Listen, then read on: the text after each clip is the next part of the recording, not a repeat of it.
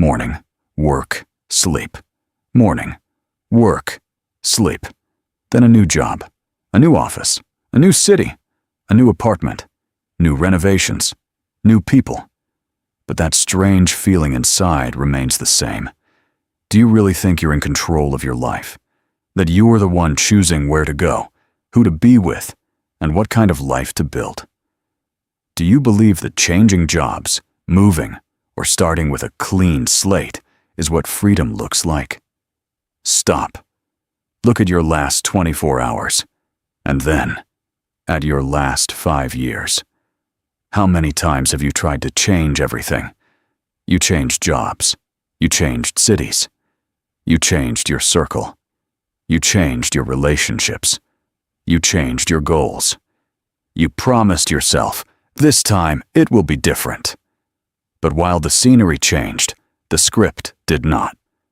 Because 80% of your actions, reactions, thoughts, and feelings are pure automatisms. You brush your teeth with the same hand. You reach for your phone the very second you wake up. You follow the same internal routes. You get irritated by the same things. You fear the same losses. You replay the same anxieties. And you feel that same familiar heaviness in your chest. This isn't freedom. This is a program.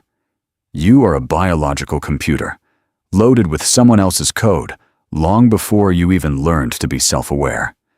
Society scripted your definition of success. Parents offloaded their fears onto you. School taught you never to color outside the lines. The system dictated how much you're allowed to want, how you should live, and what you shouldn't even dream of. What you call reality is often just an echo of voices, beliefs, and limitations that have resonated inside you for so long that you've mistaken them for your own destiny. And here is the ultimate trap. You are still waiting for the right moment. That specific Monday, a new month, a sign from above, a grand victory, a miracle after which you can finally start living for real. But the truth is, while you wait, the cycle continues, day after day, year after year, life after life. You are trapped in a wheel of repetition, your own personal samsara, where only the external decor changes, but the internal code remains untouched. And while you sleep awake, your true reality branch is passing you by. The one where you have the energy, the power, the clarity, the wealth, the depth, the fulfillment, the love for life, the life where you don't just survive, you actually live. It's not far away. It exists in parallel right now. But until today, you didn't have the key to cross over. Today, we begin that transition. I will show you how to hack the matrix code, why your past efforts failed, and how to use ancient yogic wisdom, mastery of attention, and internal recalibration to shift from autopilot to creator mode. Are you ready to honestly admit that everything up until this second was merely a preparation? Are you ready to stop endlessly starting over? And finally, truly, wake up? Are you ready to exit the program and remember who you really are? The mechanics of samsara. Why nothing changes. Have you ever truly asked yourself the ultimate honest question? Why is it that after all the psychology books, all the marathons, practices, shadow work, therapies, and endless attempts to start a new life, your reality remains exactly the same? Why does the same script repeat in your relationships over and over? Why does money seem to hit an invisible ceiling that cannot be shattered by effort or discipline alone? Why is your inner state a perpetual roller coaster? One day, I can do anything, and the next, total exhaustion, anxiety, and the feeling that life is slipping through your fingers. Because you aren't just dealing with habits. You are dealing with an ancient and almost flawless mechanism of repetition. Welcome to the mechanics of the wheel of samsara. In the yogic tradition, this isn't just a mystic symbol or a pretty picture from ancient texts. It is a precise blueprint of how your subconscious works, It's how it keeps you locked in the same reactions, the same feelings, the same destinies, even if the people, cities, and scenery outside have changed. The engine of this wheel is samskaras, mental imprints, deep grooves etched into your mind, your nervous system, and your very body. Imagine fresh snow. You walk across it once, a faint trace remains. You walk 10 times, a path appears. Walk 100 times, and now it's no longer a path, but a deep, frozen rut that pulls you back in again and again, without any effort at all. This is how your reactions are formed. This is how your character is built. This is how your destiny is assembled. When you are pressured, yelled at, rejected, or devalued, an old code instantly clicks on inside. You shrink, or you explode. You go silent, or you desperately try to prove your worth. You cling, you run, you adapt, you attack. And in that moment, it feels like you are making a decision. But you aren't. It isn't you choosing. It's your samsara choosing for you. That internal rut, carved out by past experiences, your parents' fears, school day shame, and childhood pain, repeated hundreds of times. And here is the most dangerous part. It's not just psychology, it's biochemistry. Your body remembers familiar suffering as the norm. It becomes addicted to anxiety, to scarcity, to internal tension, to drama, to pain, to the constant expectation of a threat. The same cortisol is released. The same hormonal cascades are triggered. The same neural pathways fire. Slowly, the organism begins to crave its habitual poison, because that poison has become its only proof of being alive. This is why people aren't drawn to happiness, but to the familiar. Not to freedom, but to predictable suffering. Not to a new future, but to old pain in a different package. This is the wheel of samsara, the law of cause and effect, honed to absolute precision.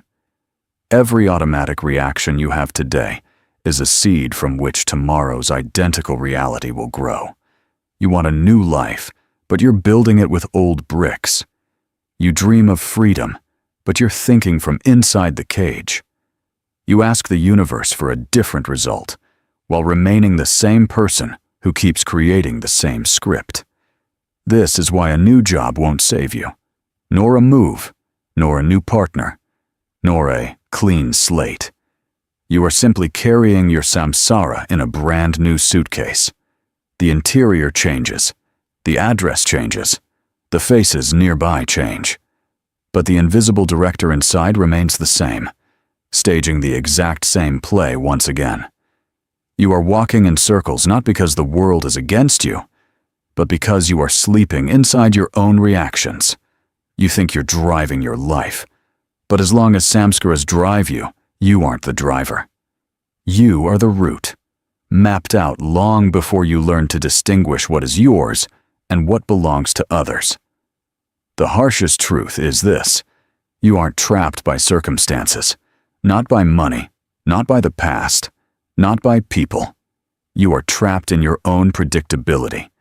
And until this internal flywheel is stopped, any external change will be nothing more than a new backdrop for the same old pain. In the yogic tradition, sleep is called the younger brother of death. And this is not just a poetic metaphor for spiritual books. It is a brutal, precise, and almost haunting truth about what happens to you every single night. When you fall into a deep sleep, everything you are used to considering yourself vanishes. Your name, your history, your status, your pains, your grudges, your fears, your debts, your roles, your habitual personality, the very person who spent all day saying, I, me, mine, literally ceases to exist for a time. Every night, a small death occurs. And while you sleep, your body does what no psychologist, no practice, and no motivational book can do. It begins the great restoration. The brain is washed with cerebrospinal fluid, as if nature itself is rinsing away the accumulated poison of tension, anxiety, and overload. The nervous system tries to exit battle mode. Consciousness dissolves into silence. Yesterday's dramas lose their shape. Your emotional overheating is quenched. Your inner screen becomes blank for a moment. Every night, nature grants you what millions pray for years. Amnesty. A reset. A chance not to drag yesterday into today.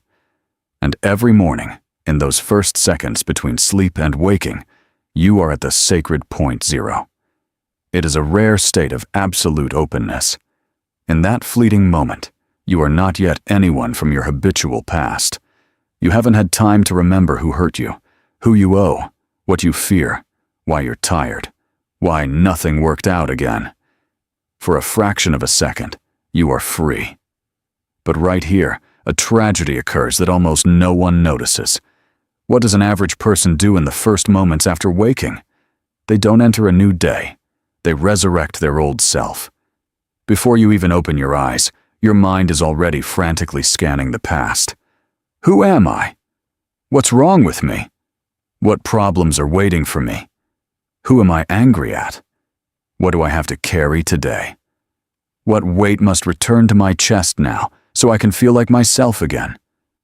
In that moment, something almost mystical in its power happens. You don't just remember your life. You reassemble the cage you lived in yesterday. You reach back into the past. You pull out your old samskaras, dusty, heavy, long soaked in fear and exhaustion. And you pull them onto yourself like old clothes that have long since become too small, suffocating, and reeking of pain. You, yourself, reanimate your own corpse. You bring back to life the version of yourself that suffered yesterday. The one that feared, the one that doubted. The one that lived in scarcity, in tension, in automatic reactions, and in the memory of old wounds. Instead of being born anew, you choose to resurrect yesterday's persona. Instead of a new reality branch, the old root. Instead of freedom, the familiar weight. Instead of presence, the habitual script. And the most terrifying part is that this happens in a flash. Before your first step, before your first word, before you even get out of bed. You have already managed to reprogram yesterday's stress into your body, yesterday's ceiling, yesterday's exhaustion, yesterday's lack of strength, yesterday's version of your destiny. And so, you stand up. But you don't stand up into a new day.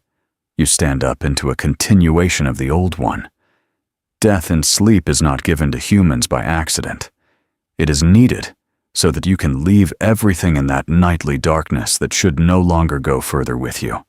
The old pain, the old roles, the old fears, the old identity that has long ceased to be alive.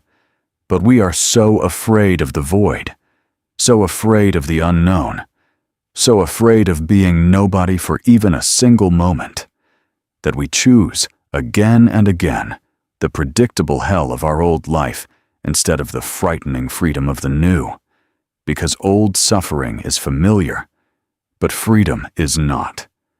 And that is why, for most people, every morning becomes not a birth, but a ritual of resurrecting their own past prison. These are the golden minutes when reality is as plastic as heated wax. In yoga, this time is called a liminal or threshold state. Your consciousness has not yet fully descended into the dense world of matter. It is still connected to the source. At this moment, you are the creator. This is the only time of the day when the program can be rewritten without titanic effort. But what does the modern human do? They open social media. The very second you touch your phone screen, you are committing energetic suicide. You allow foreign meanings, foreign news, someone else's success, or someone else's aggression into your virgin, pure consciousness. You surrender your creative energy to algorithms designed to keep you trapped in samsara. You trade your branch of reality for a newsfeed. The window of opportunity slams shut before it ever opens. Instead of setting the vector for your new life, you settle for the role of a spectator in someone else's. If you ever truly see that you are living by someone else's program, a fundamental question inevitably arises. Who, then, is in control of your life? Who is pushing the buttons when you get angry, feel resentful, or break down? Who betrays your true self, chooses the wrong people again, gives up, and puts off your real life for later? In yoga, this state is called waking sleep, and it is not a poetic metaphor. It is a diagnosis of human existence. Most people live their entire lives without ever truly waking up. They move, they talk, they work, they fall in love, they argue, they suffer, they dream of something. But all of this happens almost entirely without the participation of consciousness. They think they are choosing. In reality, they are simply reacting. It is not they who live their lives. An old program is living through them. Rebellion against the autopilot. Breaking out of this endless Groundhog Day, this inner prison of repetition, doesn't start with a new job, a move, or a breakup. It begins with one single skill: awareness. But forget all the boring, sterile, and proper things you've heard about that word. Awareness is not a pretty pose. It's not candles. It's not meditation music. Awareness is a rebellion. It is an inner uprising against the tyranny of your own autopilot. It is the moment you stop being a compliant puppet of your reactions, fears, traumas, and old scripts. Imagine you are sitting in a dark cinema. A movie is playing, and it has captured you so completely that you've forgotten who you are. You cry when the hero cries. You flinch when he's in pain. You hate when he's betrayed. You are no longer a spectator. You are inside the movie. This is ordinary human life. Your thoughts, your emotions, your habitual stories about yourself. They are the movie. And as long as you are fully identified with that screen, you have no freedom. A character within a plot cannot step out of the script they've already been written into. The moment of power. Awareness begins the second something inside you clicks. Stop. Wait. I am not this hero. I am not this story. I am not this flash of anger or this wave of fear. I am the one who sees it all. This is the moment of power. When you notice, I'm getting angry at this person exactly the same way I have 100 times before, the program fails for the first time. Before, the reaction was you. Now, a distance appears between you and the reaction. A gap. A crack. A sliver of light. You are no longer the anger itself. You are the one observing it. This distance is what breaks the magic of samsara and shatters the hypnosis of the past. The quiet revolution. As soon as you see your reaction, you are no longer entirely within it. You have something you didn't have before. A choice. Tiny. Subtle. Almost invisible. But that is where the entire revolution is hidden. A few precious seconds between the impulse and the action. Between the trigger and the response. Between the old code and a new destiny. In those seconds, you can do the nearly impossible. Not repeat yourself. You can choose not to follow the old path. Not to obey the inner voice of your parents. Not to wear the old mask. Instead, you can act from a place of pure choice.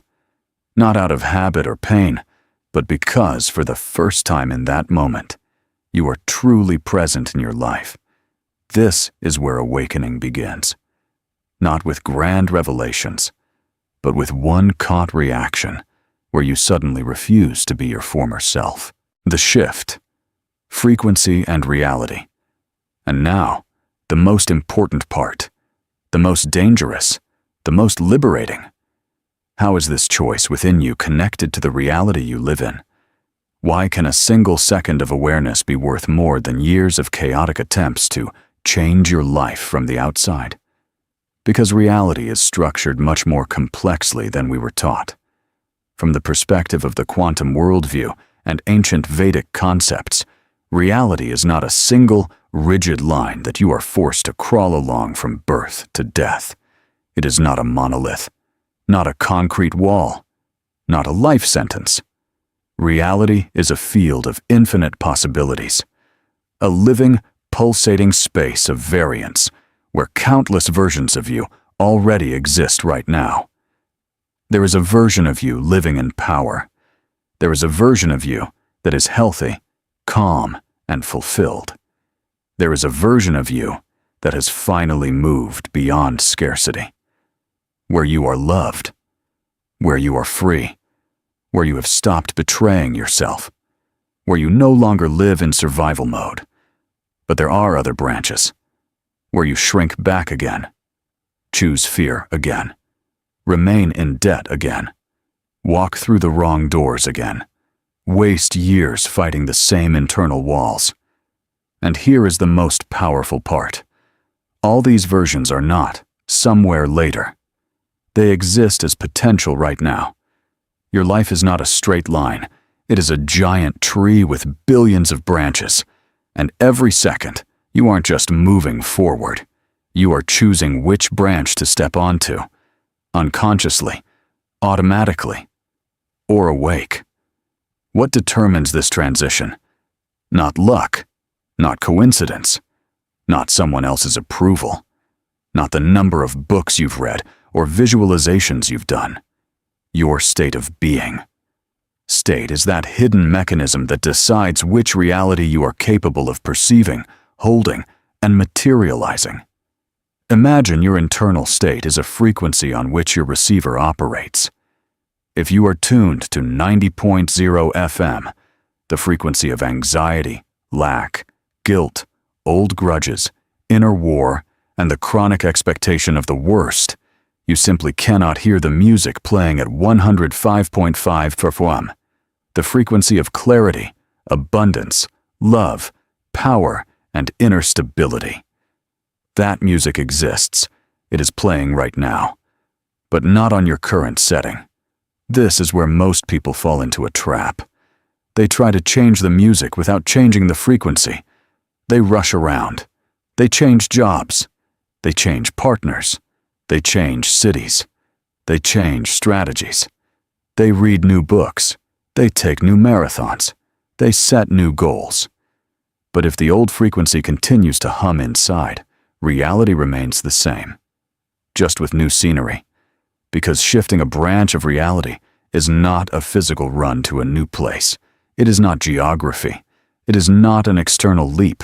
It is changing your internal tuning in the here and now. The moment you stop reacting according to the old script, something colossal happens. When instead of the habitual, "Why is this happening to me?" a different state is born. Why am I being shown this? What do I choose now? You aren't just changing a thought. You are changing the rail upon which your life moves. You exit the old trajectory. You step off the route that for years led you to the same dead end. You touch a different line of events where a different outcome becomes possible. This is why external reality is so stubborn. It is not an enemy. It is a mirror. And a mirror cannot reflect a new face if the yesterday's you is still standing before it. It won't show a new destiny if the old version of consciousness is still running inside. You cannot see a different world while continuing to look at it through the eyes of yesterday's pain. You cannot run to a new life with your feet if your head, your nervous system, your reactions, and your energy remained in the old rut. Because a new branch of reality opens not to the person who simply wants something else, but to the person who has become something else in their state of being. And that is where the true power lies. Not in forcing the world to bend, but in ceasing to be internally compatible with your old reality. When your frequency changes, the old life literally stops holding on to you. It's as if the previous branch can no longer support your weight. as if old events lose their access to you, as if the very fabric of the world begins to answer you differently, because you are no longer the person who unconsciously fed the former script. And then, it isn't a struggle for a new life, it is a natural transition into it. You've surely met people like this. They work themselves to exhaustion. They study without stopping. They read, they plan, they set goals. They take course after course.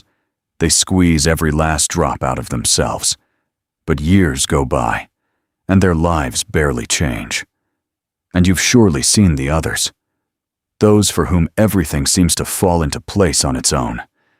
The right people arrive at the right time. Doors open without a fight. Money, ideas, and opportunities seem to find them. It's as if they move not through strain, but through flow. What is the difference? It's not luck. It's not connections. It's not a lucky star. The difference is the state from which a person acts. In yoga, there is a word for this: bhava. It is your internal coloring, your scent, your deep emotional and energetic quality, your invisible signal to the world. Because action is the form, but the state is the content. On the outside, two people can do the exact same thing: build, work, launch projects, try hard. But one acts from internal fullness, clarity, and connection to self. The other acts from fear, pain, lack, and an attempt to prove their worth to the world. And the world does not respond to the form. It responds to the content. Your state is the soil. If the soil is dead, the seed will not bloom, no matter how much you water it from the outside. If there is fear, lack, hurry, or a thirst for recognition inside you, then even the right actions become a continuation of your old reality. You aren't creating the new. You are cementing the old. It feels like you are moving forward, but in reality, you are just running faster in a circle. When you act from a state of not enough, the world reads exactly that. And it returns even more reasons to hurry, to worry, to chase, and to struggle.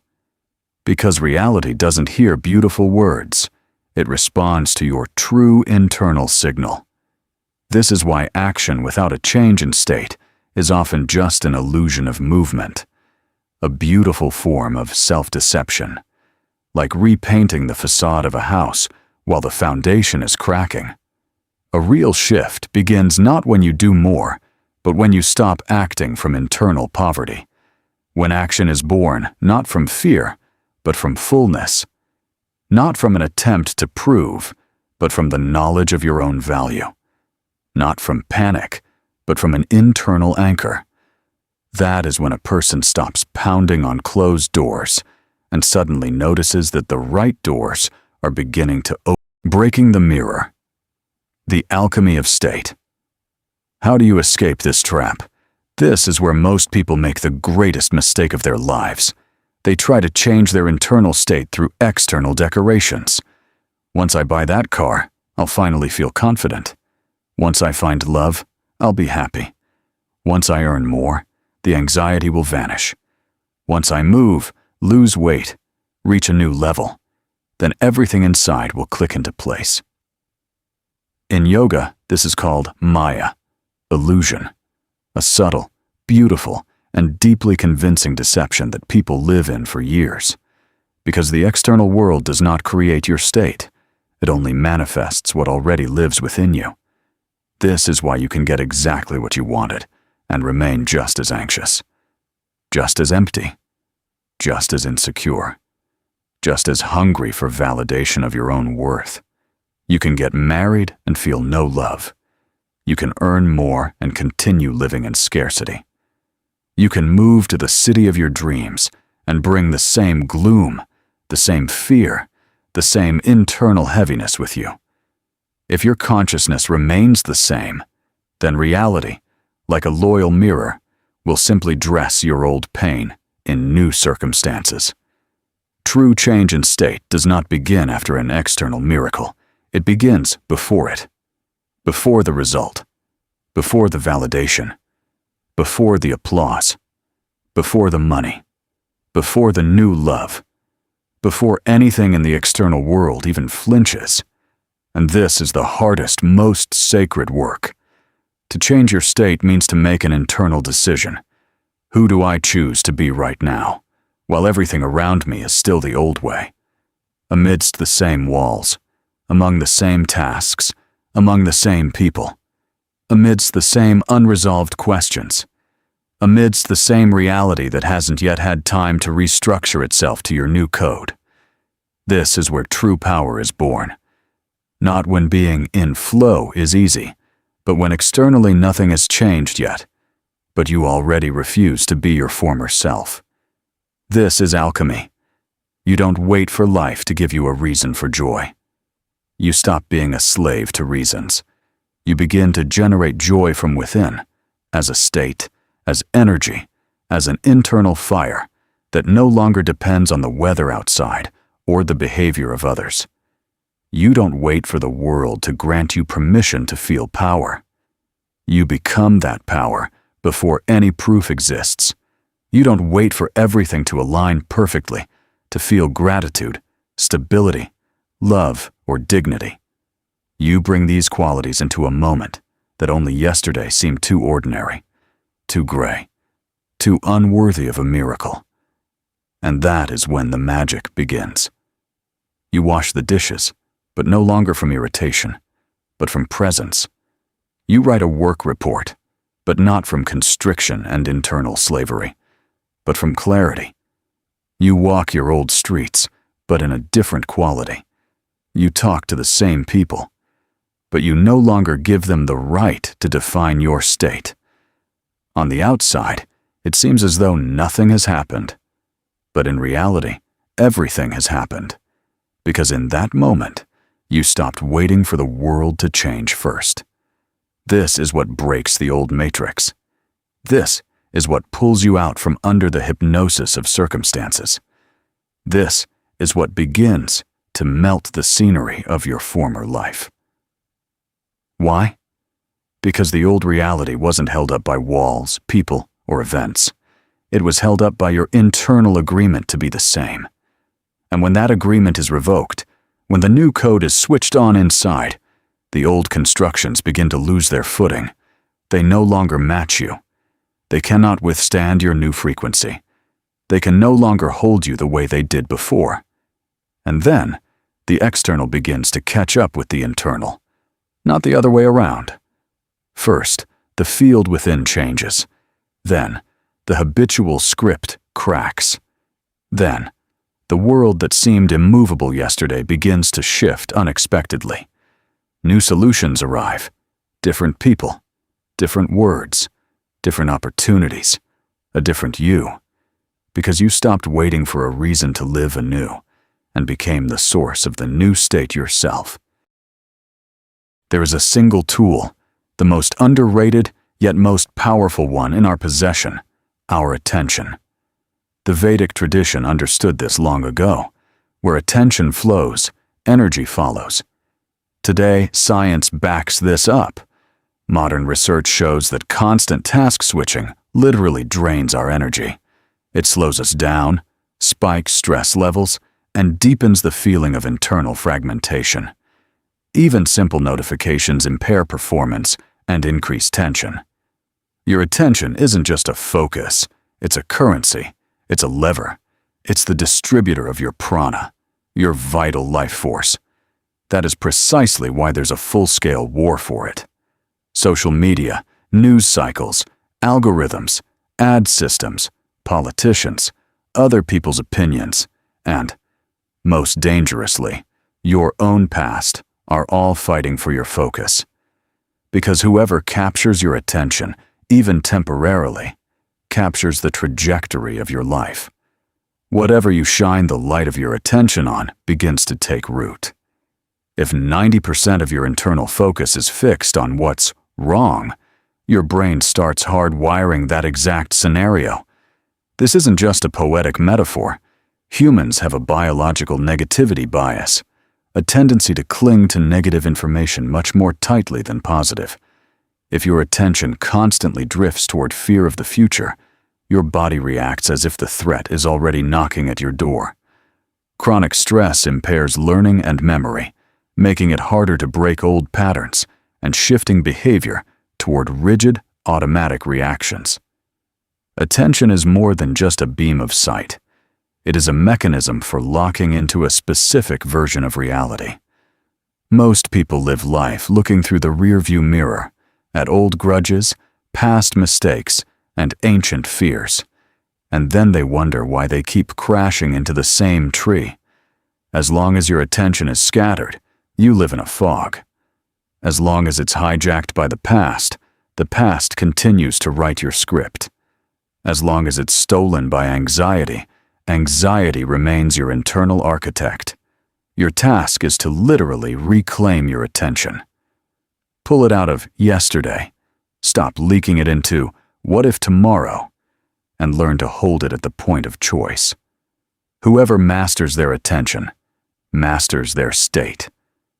And whoever masters their state is no longer a slave to an old timeline. If attention is your currency, then the hard truth is this. Most people live as energy bankrupts. They scatter the golden coins of their consciousness on notifications, other people's dramas, endless internal dialogues, and mental chewing gum. And then they wonder why they lack the strength for a breakthrough or a new life. But attention can be gathered back. In yogic psychology, it is the journey from chaos to a beam, from scattering to a laser, from noise to power. Here are 7 steps to first. You must face the truth. Where is your capital going? Not in an abstract sense, but literally. How many times per hour do you lose focus, escape into your phone, or sink into thoughts of the past and anxious scenarios of the future? Research shows that mind wandering is linked to decreased attention and psychological well-being, while mindfulness practices help mitigate this. 2. Cutting the ties. In yoga, this is close to pratyahara, the withdrawal of the senses from unnecessary stimuli. In practical terms, it means closing the extra tabs, not just in your browser, but within your own nervous system. Reduce the noise. Disable non-essential notifications. Cut down on contacts that leave you feeling depleted rather than alive. This isn't weakness. This is resource protection. Reducing interruptions significantly improves productivity and lowers stress. 3. Choosing the object of attention. You cannot simply not think. Emptiness cannot be sustained. Attention requires an object. The question is, who chooses it, you or the algorithms? Pick one state to serve as a marker of your new reality. Calmness, dignity, gratitude, inner strength, or clarity. This will be your new default setting. 4. Willful return. The old program will try to pull you back, and that is normal. From a neuropsychological perspective, old pathways and reactions always seek to reproduce themselves, especially under stress, when behavior becomes more rigid and habitual. Your task is not to get angry at yourself, but to return your focus time and time again. Gently, precisely, persistently. 5. Observing the resistance. As soon as you begin to reclaim your attention, the mind will resist.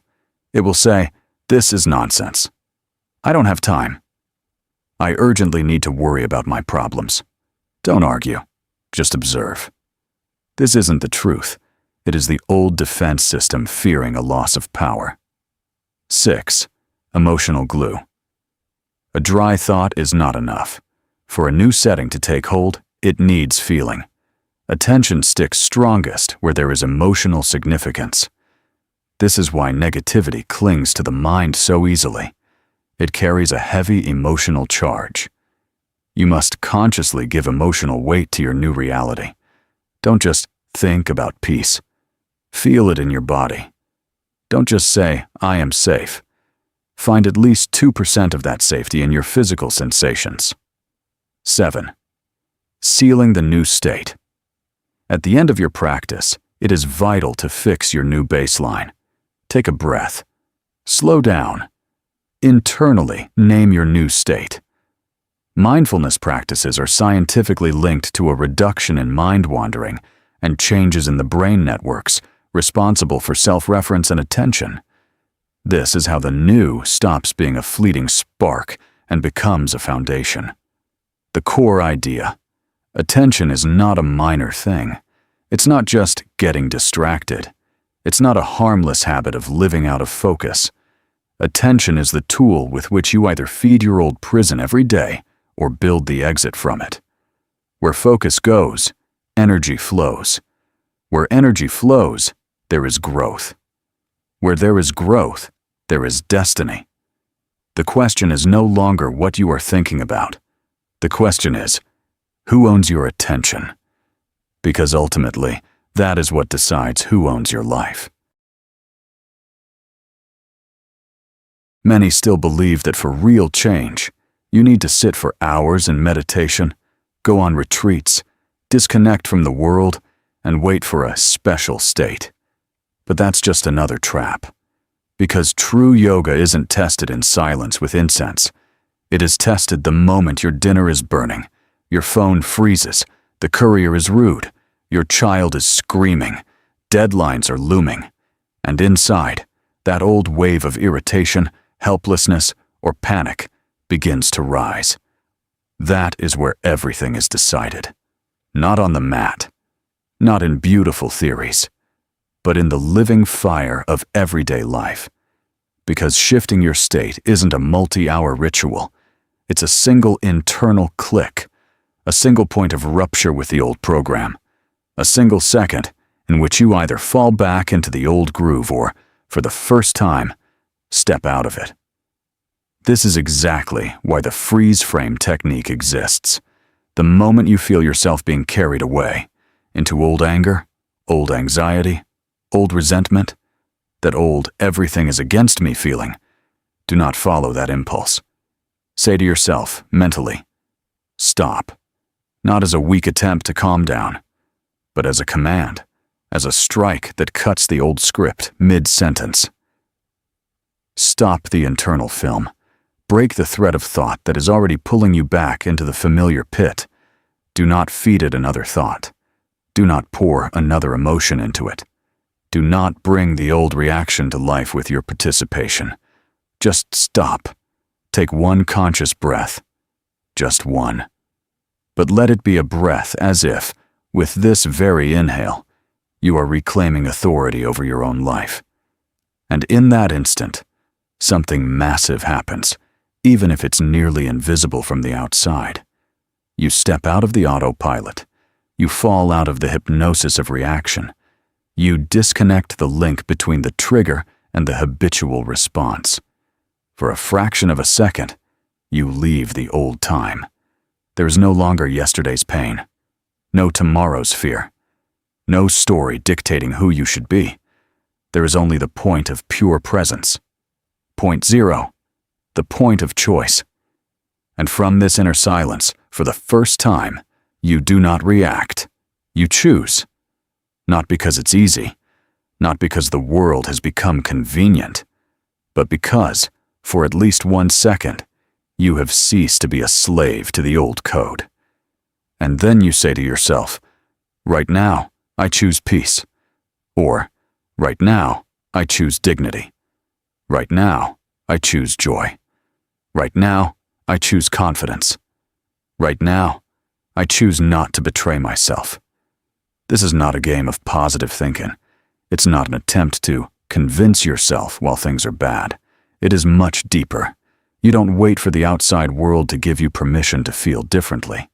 You don't wait for people, circumstances, or scenery to change. You change your internal biochemistry right here and now. You change the direction of your energy. You change the state from which the next moment of your life is born. This is how the old chain breaks. This is how the program is interrupted. This is how real yoga begins, not as a philosophy, but as mastery over your state in the very thick of life. This is what a quantum leap actually is. Not a miracle from the outside, not a sudden gift of fate, not a magical day when everything suddenly becomes different on its own.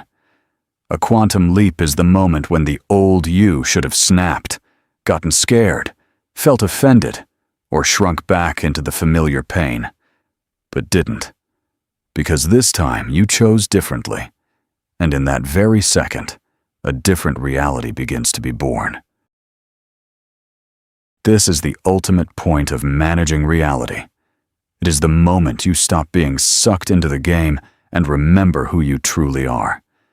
In yoga, this state is called Sakshi, the witness, not a participant lost in the chaos of events, not a victim of your emotions, not a prisoner of your thoughts, but the one who sees. Imagine you are playing a video game. As long as you are fully identified with the pixelated character on the screen, everything feels deadly serious. You're attacked, and you panic. You lose, and you're overwhelmed with anger. Something goes off script, and it feels like the whole world is collapsing. This happens because you've forgotten the core truth. You've decided that you are that little character running across the screen, taking hits, losing points, and living in fear. But the second you remember, stop. I am not the character. I am the one holding the controller. The rules change completely. The game remains. The screen remains. The challenges and battles remain. But something new arises within you. Space. A stillness. A silence. Freedom from the hypnosis of what is happening. You are still acting. You are still clearing levels. You are still talking, working, and making decisions. But there is no longer that old fusion with the drama. Now you see it clearly. There goes the fear. There is a flash of anger. This is anxiety running through the body. That is an old script trying to seize control again. But that is no longer you. It is just movement within the field of your experience, a wave on the surface, and you are not the wave. You are the one noticing it. This is the position of Sakshi, not running away from life, not switching off your feelings, not becoming cold and detached. It is about ceasing to drown in every internal movement by mistaking it for your essence. The witness is the one who stands beyond samsara, even while being inside it. The one who no longer spins helplessly in the wheel, but sees the wheel itself. You see how the reaction starts, how the thought is born, how the past tries to become the present again. And that is exactly why you cease to be its slave. When you enter the state of Sakshi, a colossal shift occurs. You no longer look at life through the eyes of a frightened character. You look from the height of consciousness that can hold the entire pattern of what is happening at once. And then you begin to see. There isn't just one road before you. Not one single outcome. Not one single script. There are multiple branches, multiple possible reactions, multiple versions of the future. Doors that were hidden before because you were looking too closely, too narrowly, from deep within the pain. From the position of Sakshi, you understand the most important thing. Reality doesn't change when you scramble in panic inside the old plot. It changes when you stop being captured by a single branch. To transition to a different reality, sometimes you don't need to break the world. You just need to shift your gaze. Don't cling to the old thought. Don't feed the old emotion. Don't confirm the habitual version of yourself over and over again. Just see wider, deeper, calmer. In that moment, you cease to be a victim of circumstances. A victim always looks from inside the cage. But the witness sees the cage, the door, the key, and themselves on the other side of the limitations. You are no longer the one this is happening to. You are the consciousness that chooses how to look, what to nourish, what to give power to, and which branch of reality to bring to life with your attention. This is where true power begins. Not power over people, not power through control, but power over your own participation in the game. You are still in the world, but the world no longer holds its hypnotic power over you. You are still creating, but now you do it out of clarity, not fear. You are still looking at your life, but no longer as a sentence, but as a living creation with which you can enter into conscious co-authorship. And in that gaze lies your absolute freedom. You can read as much as you want, meditate, take courses, and pump yourself full of new meanings. But if the foundation of your system is full of holes, the resource won't accumulate. It leaks out faster than you can gather it. You aren't weak. You aren't lazy. You are simply trying to fill something that is constantly draining your power. In yoga, these leaks are called kleshas, afflictions, or internal distortions through which consciousness loses its clarity, and a person loses their prana, stability, and authority over their own state. In daily life, this doesn't look mystical. It looks very familiar, very human, and very destructive. 1. Avidya, the hole of forgetfulness. This is the biggest leak of all. You forget who you are. You forget that your inner center should be inside, not outside. You begin to sincerely believe that your state depends on exchange rates, your husband's behavior, your followers' opinions, or whether someone sent you the right message. In that moment, you hand the remote control of your life to someone else. Your energy vanishes into the abyss because your power is no longer creating. It is serving a dependency. You are no longer a creator. You are a hostage. 2. Asmita, the whole of the false self. This is a leak through the image, the need to constantly be someone, to seem strong, successful, spiritual, or good. Or conversely, to cling to the role of the misunderstood victim. People spend colossal amounts of energy maintaining a mask rather than living, defending opinions, nursing grudges, proving points. As long as you are guarding an image, you cannot be alive. And where there is no life, there is no power. 3. Raga, the whole of craving. The eternal internal whisper, I need something else to finally feel good. Coffee, sugar, a purchase, a like, approval, a new spark. You constantly need an external dose to feel okay for a moment. You stop being the source of your state and become its beggar. You run through the world with an outstretched hand. Give me some energy. Give me some joy. Confirm that I exist. This thirst is never quenched. It only grows. 4. Dvisha, the whole of resisting what is perhaps the most invisible and destructive leak. It is your constant internal no to reality. I don't want this to be happening. I don't want these circumstances. But reality has already happened. The rain is already falling. The words have been said. When you argue with what is, you don't change the situation. You just burn your prana into the void. Resistance is the fastest way to zero out your resources. 5. Abhinavesha, the whole of fear to let go.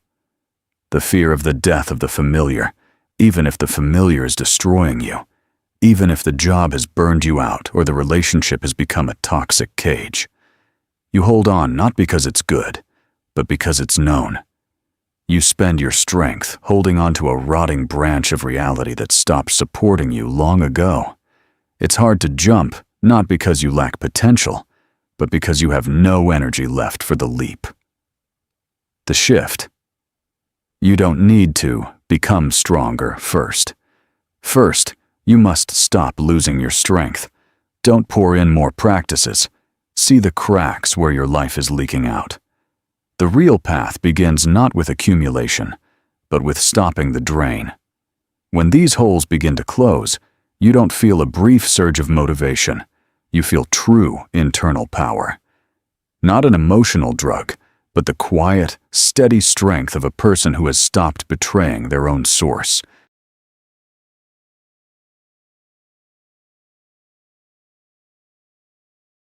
Once you've seen the holes through which your energy leaks, it is vital not to fall into the next trap, becoming a somber warrior against yourself. This is one of the most subtle mistakes on the spiritual path.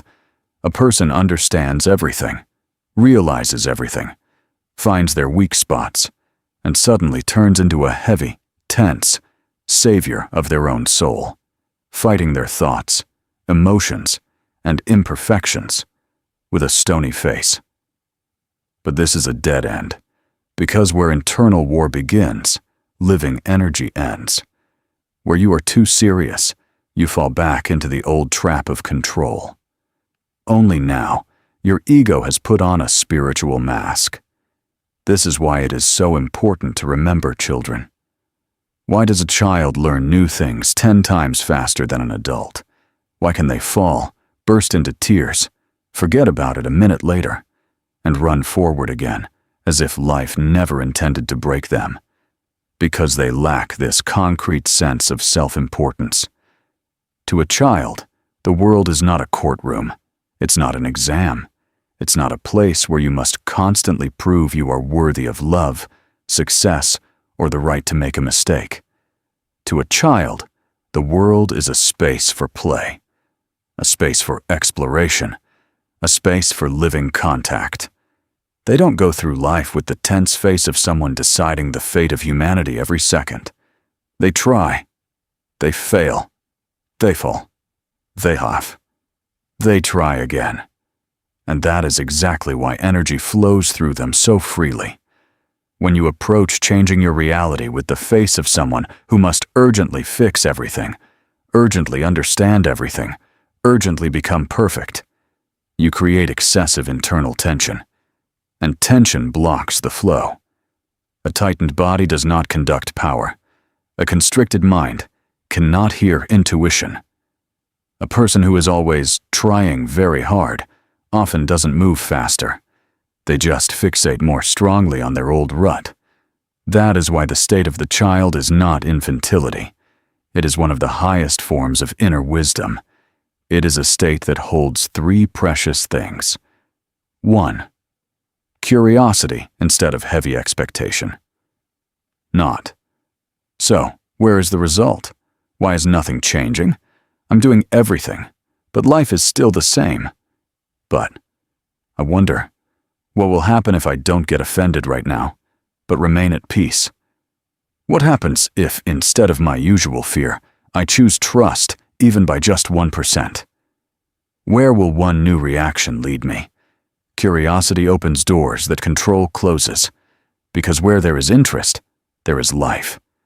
And where there is life, there is always movement. 2. Absence of the fear of failure. A child doesn't turn every fall into a judgment of their personality. They don't tell themselves, "That's it, I'm hopeless, I failed again, I'm bad, I'm incapable." They just fall. They cry if it hurts. They get up. And they move on. This is how true learning happens. Not through self-flagellation, not through shame, not through a heavy sense of spiritual failure, but through a living return to practice without the drama. Did you slip? Did you fall back into an old reaction? Did you hit the old rut again? Good. You saw it. That means that you are no longer fully asleep. You got up and you kept going. 3. Lightness. This is perhaps the most important. You are not saving your fate. You are not passing the universe's exam. You are not trying not to fail at life. You are playing a new role, trying on a new frequency, mastering a new way of being in this world. Lightness does not mean shallowness. Lightness means the absence of internal strain, the absence of that painful heaviness from which nothing living is born. To make the transition truly happen, you must stop being the adult who knows everything and therefore fears everything. Fears making a mistake. Fears letting go of the old. Fears looking foolish. fears losing control, fears not meeting expectations, even their own. A new branch of reality does not open to those who enter it with fists, armor, and a bag of the past on their back. It opens to those who come with open palms, without unnecessary importance, without strain, without the idea that everything must turn out perfectly. Because in play, there is movement. In play, there is flow. In play, there is flexibility. In play, there is life is flexibility. In play, there is life. And samsara always loves heaviness. It loves serious faces. It loves internal drama. It loves people who are so tense they no longer hear life itself. So remember, if you are too serious, you are still inside the old program. If you are playing, you are already stepping out of it. And it is in this lightness that freedom begins. Now, you have more than just a beautiful idea. You have a map. You have an understanding of how the old reality was structured and why it pulled you back into the same scenarios over and over again. But here is the ultimate truth. Shifting to a new branch of reality doesn't happen because you finished watching this video, felt inspired, or understood everything for a second. Understanding changes nothing until it enters the body, until it becomes action, until you tear the old algorithm within the living fabric of your day. Reality does not change in the moment of epiphany. It changes the moment you act differently than you always have. Therefore, the next 72 hours are not just a recommendation. This is your first practical entry into a new system of managing yourself, your attention, and your destiny. You don't need to do it perfectly. You need to do it for real. Here is your plan for the next 72 hours. 1. Morning moratorium on the outside world, the first 15 minutes. The moment you open your eyes, do not give yourself away to the world. Do not pick up your phone. Do not dive into messages. Do not check the news. Do not let someone else's anxiety, someone else's desires, or someone else's speed into your consciousness. The first minutes after waking are a sacred point zero. The moment when your personality is not yet fully assembled, which means this is where it's easiest to set a new code for the day. First, feel your body. Feel your breath. Feel that you are here. And only then, consciously choose your state. Tell yourself, today, I radiate peace and clarity. Today, I choose dignity. Today, I remain within myself. Today, my attention belongs to me. First the tuning, then the world, not the other way around. 2. 3. Freeze frame points. Throughout the day, set 3 random alarms on your phone, not for tasks, not for the hustle, but to return to yourself. When the signal rings, stop for 30 seconds, wherever you are, in the kitchen, in the car, at the store, at work, in a chat, in the middle of chaos, and ask yourself 2 questions. Where is my attention right now? What reality am I feeding at this moment? Because this is the moment you will see the truth. Whether you are living from presence or if you have leaked back into old anxiety, old resentment, the old rut. After that, take 1 conscious breath and return to the state you chose in the morning. This way, you don't just remember the practice, you pull yourself out of the hypnosis of automation right in the middle of the day. 3. 1. Incorrect reaction. This is the most important point. Find one situation today where you usually react the same way, getting irritated in a line, making excuses in a conversation, snapping at loved ones, scolding yourself for a mistake, withdrawing, attacking, shrinking. And this time, do something unusual, exactly the opposite. If you wanted to argue, stay silent and keep your power. If you wanted to devalue yourself, support yourself. If you wanted to take offense, remain in dignity. If you wanted to shrink, straighten your shoulders. If you wanted to run, stay in contact with the moment. This is not a small thing. This is not just another reaction. This is a physical rupture of the old pattern, a micro crack in the wheel of samsara, the first real glitch in the program that has managed your life for years. At that moment, you might feel something strange, as if reality hangs for a second, as if the old script fails to fire, as if a new pause is formed within and without. This is the moment the rails shift. Don't expect life to change entirely at once. But no, this is exactly how it begins to change. Not through loud promises, not through ideal conditions, but through one new choice made in a living moment. The next 72 hours are not a test. It is not an exam. It is your first exit from the internal dream. And if you go through them consciously, you will no longer be able to fully return to your former blindness. Because once you see how reality is created, you can no longer pretend that nothing depends on you.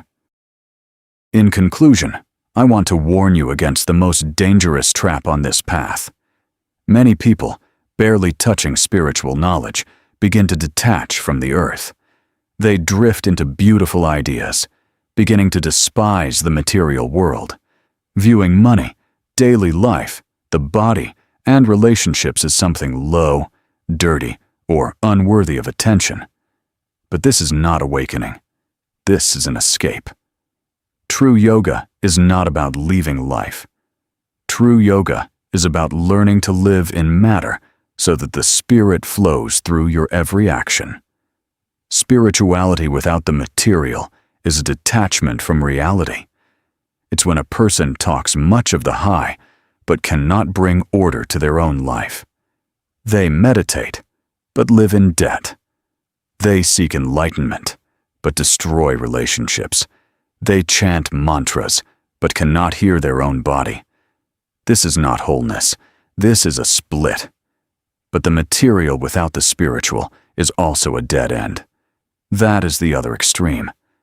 When outwardly everything seems to be there, business, goals, money, achievements, movement. But inside, a dry, ringing emptiness, burnout, a lack of taste. The feeling that you are building something grand, but you no longer live within it yourself. Your task is not to choose a side. Your task is to become the bridge, to connect heaven and earth within yourself, to connect the vertical of the spirit and the horizontal of matter, to connect internal awakening with a very concrete, living, earthly reality. The transition to a new branch is not for speaking beautifully about high states or drifting into nirvana. It is so that here, on this earth, in this body, in this destiny, you can love, create, earn, build, heal, and manifest. Not out of fear, not out of deficiency, not out of struggle, but from a state of internal abundance. Your new branch of reality is not an abstraction. It is the place where your spiritual realizations become the flesh of your life, where inner clarity turns into mature decisions, where attention turns into destiny, where peace turns into a healthy body, where self-love turns into harmonious relationships, where inspiration turns into real projects, where your awakening becomes not a beautiful thought, but the quality of every single day. That is when you become whole. Remember, the wheel of samsara will spin on its own. It spun before you. It spins millions of people right now. It will always offer you the old script, the old reaction, the old fear, the old cage. But you are not the wheel. You are the one capable of stepping out of it. And from this moment, everything changes. Because until this second, you could say, I didn't know. I didn't understand what was happening to me. I thought it was just my character, fate, or circumstances. But now, there are no more excuses. Now you know how attention works. Now you see where your power leaks. Now you understand that the old reality was held not by the world, but by your unconscious consent to live by its rules. Now you know that the frequency can be switched, that the program can be broken. That choice is possible. And right now, the most important part begins.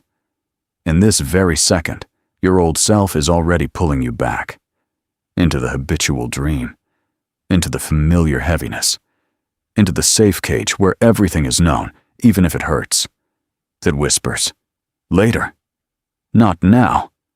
Nothing will change. Return to what is familiar. Don't risk it. But you already know the truth. There is no safety there. There is only a dead end. Therefore, I want you to do more than just listen to this knowledge right now. I want you to perform your first physical action on the new branch of reality. Write in the comments, I am exiting the programs. I am exiting the wheel of samsara.